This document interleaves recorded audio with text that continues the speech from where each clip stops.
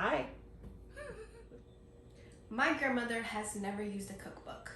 She has always gone by her own understanding of baking and cooking. Every time I'm at her house and she's preparing meals, she's throwing ingredients in without a care in the world. Somehow it ends up being one of the best meals I've ever had. Hi, my name is Shara Guerra, and today I will be demonstrating to you how to make chocolate chip pecan cookies from scratch, the way that my grandmother has showed me. This recipe will be divided into three main parts. First part being we need to gather our ingredients. Second, we need to mix and prepare those ingredients. And third, we need to bake and simply enjoy our cookies. But before we get into the recipe, I would like to quickly add a fun fact about the history of chocolate chip cookies. In 2014, written by Alessandra Bullo from the Epicurious blog, stating that in the 1930s, Ruth Wakefield, owner of the Toll House Inn in Whitman, Massachusetts, added broken chocolate bar pieces into her cookie batter, thinking they would melt. Instead, the classic dessert was born. Just as all recipes, we must now begin with the essential ingredients. The first main part of this recipe is to gather our ingredients and prepare for the baking of our cookies. Here are the 10 essential ingredients along with their needed measurements. We need 1 cup of unsalted butter, 2 cups of flour, 1 teaspoon of baking soda, 3/4 teaspoon of salt, 1 cup of brown sugar, 1/3 cup of granulated sugar, 2 eggs of your choice, 2 teaspoons of vanilla extract, 2 cups of chocolate chips, and 1 cup of pecans. According to Rachel Link's article, Are Pecans Good For You? On August 11, 2020, pecans are a great source of monounsaturated fatty acids, a type of fat that may benefit heart health. Some research suggests that pecans may even promote better blood sugar control, which may be partially due to their fiber content. Now that we have gathered our ingredients, we must now mix and prepare them, and put them together, of course.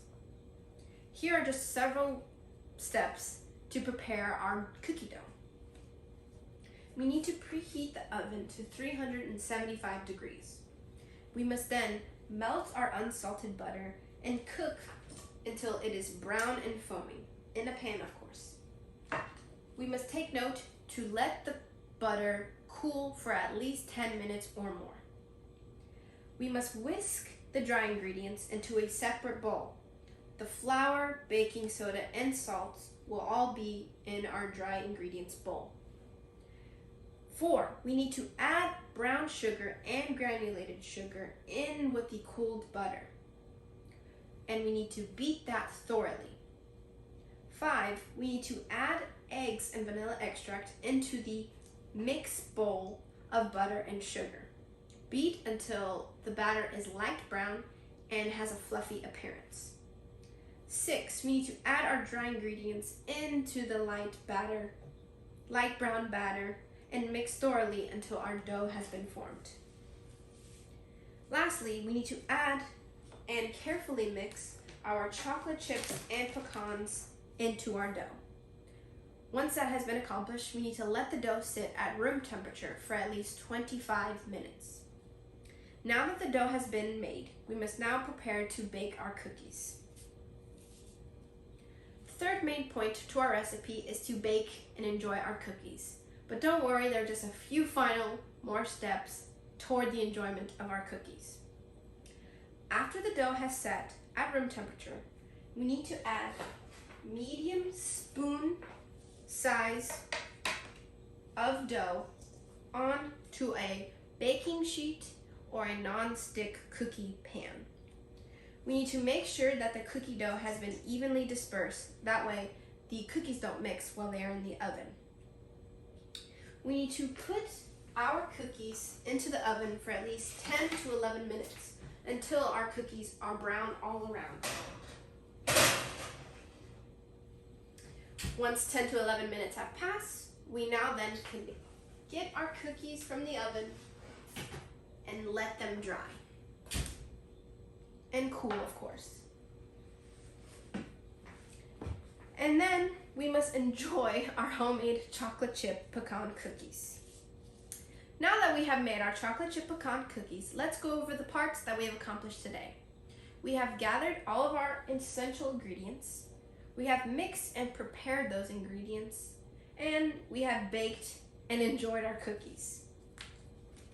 This recipe, along with many others that my grandmother has shared with me, has taught me the value of family traditions and ways to carry on that legacy for generations to come.